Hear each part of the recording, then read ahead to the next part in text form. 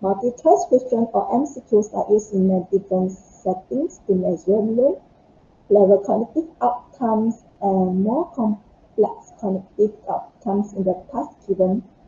The purpose also to make them got the difficulty and content coverage of the test items, and according to McKenna and Wu 1999, all the options in multiple choice items need to be plausible. Firstly, the measures I have taken to ensure that the criteria of a good multiple choice items are adhered to. Here are some of the advantages about the multiple choice questions. The question can be tested by measuring the learning outcomes through the structure of questions from simple to complex. Besides, multiple choice questions are highly structured and clear tasks will be provided in the elements of questions provided, and by using MCQs, a broad sample of achievement can be measured, but they are incorrect options and alternatives provide diagnostic information. MCQs are better because scores obtained are less influenced by guessing than true-false item questions, as well as more reliable than subjectively scored items such as AC.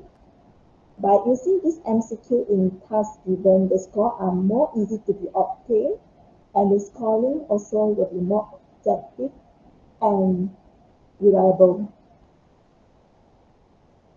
However, there are also limitations for MCQs questions.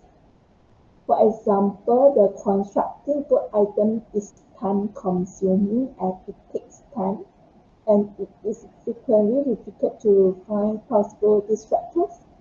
Besides, score can be influenced by students' reading ability, and students can sometimes read more into the question than was intended. MCQ does not provide a measure of writing ability and may encourage guessing among the students. It will be more question mark in their brain.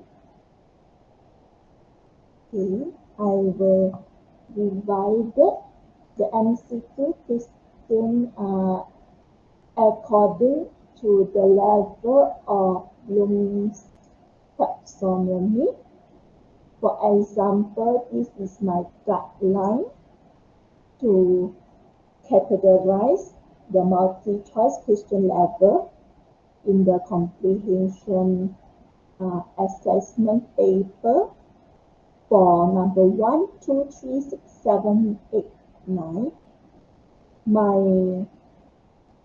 My objective is to test students to have expertise in the area being tested in order they can gauge the difficulty and content coverage of the items tested.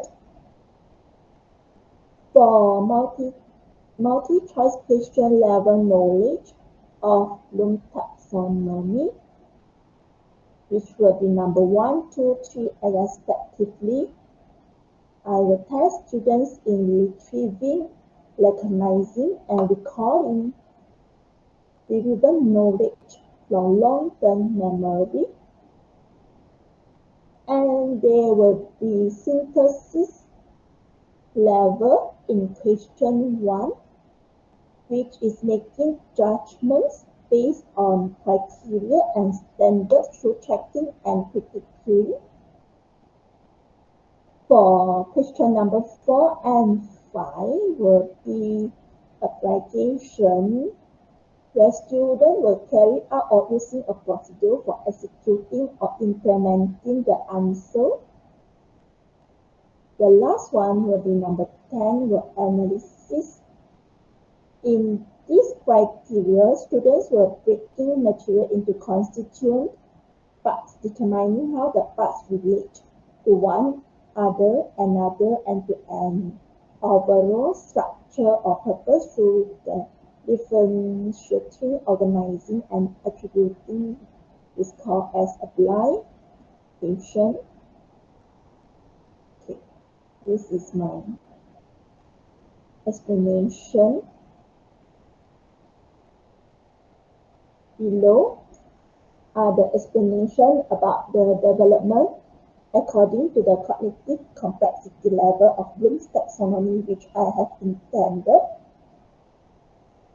Number one, question number one, I will in both. I also discovered that the question number one will have knowledge, comprehension, and synthesis.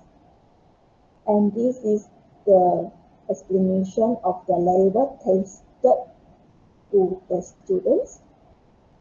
This is number two. This is the question, the level of Bloom taxonomy, and explanation by the end of the lesson. Students will be to describe this, take and list down. And number three, question number three, number four, number five, explanation, number 6, 7, 8, 9, and 10, respectively, explanation. So